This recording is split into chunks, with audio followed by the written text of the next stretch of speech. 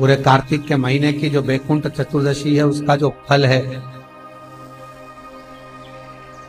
कोई कितना भी विद्या कर दिया हो, कोई कितना भी टोना कर दिया हो, कोई कितना भी किसी भी रूप में तांत्रिकता का भाव कर दिया हो, तो सीधे कहा लौंग और काली मिर्ची रखकर बमूल के या गुलाब के कांटे रखकर उसको उतार कर उसकी धुनी लेने पर भी बैकुंठ चतुर्दशी के दिन तंत्र विद्या, अघोर विद्या कितनी भी कड़ी हो वो नष्ट हो जाती, वो समाप्त, सुख समाई। जिस व्यक्ति की बीमारियां समाप्त नहीं हो रही हो, लगातार बीमारियां घेरे हुए हैं और बीमारियां चल रही हो, बहुत बीमारियां चल, एक बीमारी से निपटे दूसरी लग गई, दूसरी बीमारी से निपटे तीसरी लग गई, तीसरी से निपटे चौथी लग गई। महाराज बैकुंठ चतुर्दशी के दिन जब भगवान नारायण मणिकर्णिका के घाट पर पहुंचते हैं, तंत्र विद्या, देव विद्या, अघोर विद्या, रतन विद्या,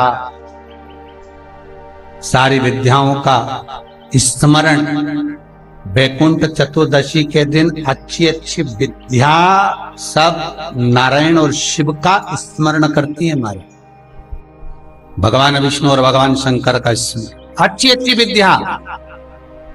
तो शास्त्र कहता है जिसको बहुत रोग हो, एक रोग मिटा दूसरा चालू, दूसरा रोग मिटा तीसरा चालू, तीसरा रोग मिटा चौथा चालू, चौथा रोग मिटा पांचवा चालू, बहुत रोग से ग्रस्त है, कुछ ना करिए, एक काम करिए, 7 काली मिर्ची लो, 5 लौंग लो और 5 बमूल के कांटे, बमूल के वृक्ष के जो कांटे होते हैं, अगर बमूल के वृक्ष के कांटे ना मिले तो गुलाब के कांटे ले लो।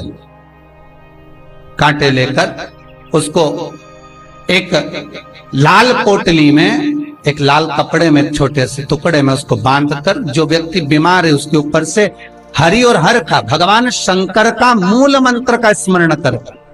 अगर कोई मंत्र ना हो तो श्री शिवाय नमस्तुभ्यम और ओम नमो भगवते वासुदेवाय इसका स्मरण कर आप 21 बार उतार कर उसी व्यक्ति के सामने बाहर, घर के बाहर उस पोटली को जला दीजिए। उसकी धुआं उस जीव को लगने जो निरंतर बीमार पड़ रहा है, निरंतर बीमारियां धीरे धीरे छूटने लगेगी।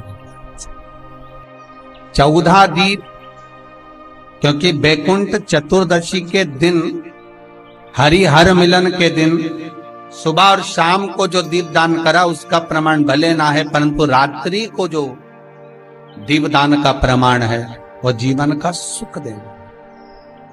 बैकुंठ चतुर्दशी का ये उपाय अवश्य करिए। जिसको श्वास से जुड़ी हुई प्रॉब्लम रहती है, दमे से जुड़ी हुई प्रॉब्लम रहती है, श्वास की बीमारी रहती है, या महाराज दिन रात खांसी चल रही हो, श्वास से जुड़ी हुई परेशानी चल रही हो, उसके लिए निवेदन है 7 लौंग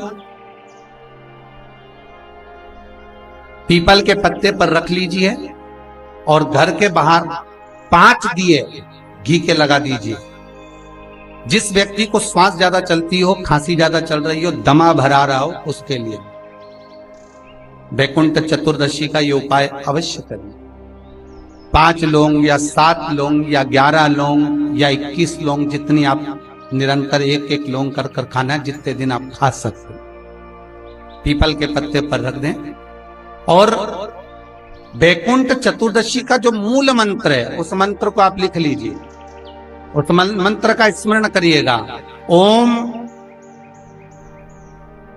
हीम, हा उस पे ई की मात्रा, अम की बिंदी, हीम। ओम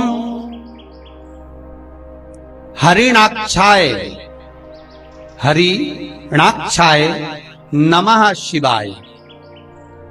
एक बार सब हमारे साथ में बोलें, ओम हीम ओम हरिणाक्षाय नमः शिवाय।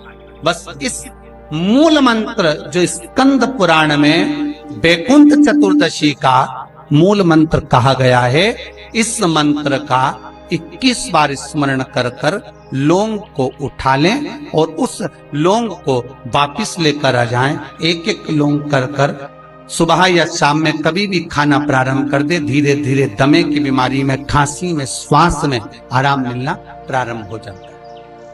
पर इस मंत्र को वैकुंठ चतुर्दशी के दिन रात्रि को जब आप 11 बजे से लेकर 12:30 के बीच में जब पीपल के पत्ते के ऊपर जब आप लौंग रखें, पीपल के पत्ते के ऊपर जब आप लौंग रखें, उस समय पर इस मंत्र का 21 बार स्मरण होना जरूरी है।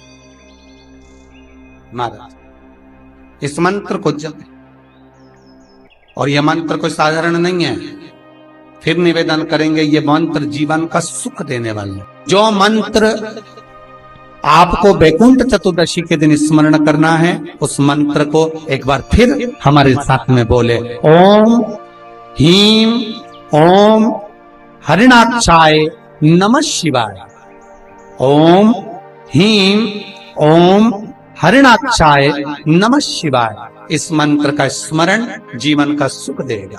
जिनको ज्यादा रोग हो, बीमारी हो, तकलीफ हो, कोई व्यक्ति वेंटिलेटर पर पड़ा हुआ है, ऑक्सीजन लग रही है, उसके लिए भी 1 लोटा पानी, उसमें दूध मिलाकर 5 बेलपत्र रखकर आप वैकुंठ चतुर्दशी के दिन उसके नाम का पानी आप हरि और हर को समर्पित कर सकते हैं। अगर मंदिर बंद मिले तो पीपल के पेड़ के नीचे आप चढ़ा सकते हैं। उससे 3 या 4 दिन में आराम लगना प्रारंभ हो जाएगा। पर मंत्र का स्मरण यही करें, ओम ह्रीं ओम हरिणाक्षाय नमः शिवाय। इस मंत्र को जपें जो स्कंद पुराण का मूल मंत्र कहा गया, उसका स्मरण करेंगे रोग बीमारी आदि को मिटाने के लिए। मैं उनके लिए भी कहूंगा जिनकी नौकरी नहीं लग रही, सर्विस नहीं लग रही, बहुत तकलीफ में, बहुत कष्ट और खूब हाथ पैर पटक रही है, कहीं नौकरी लगी नहीं रही है, लॉकडाउन हुआ जब से तो घर में ही बैठे हो, महाराज उनके लिए भी है।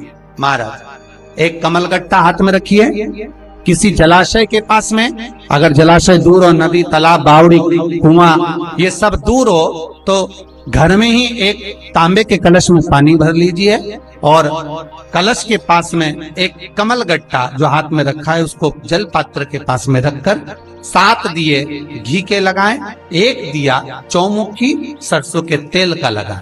महाराज उसको रख लें और कमलगट्टा पास में रखकर जो मंत्र अभी आपको बताया, ओम ह्रीं ओम हरिणाक्षाय नमः शिवाय, इस मंत्र का जप करें 1 माला और अपनी कामना कर कर वो कमलगट्टा अपने साथ में रख लें।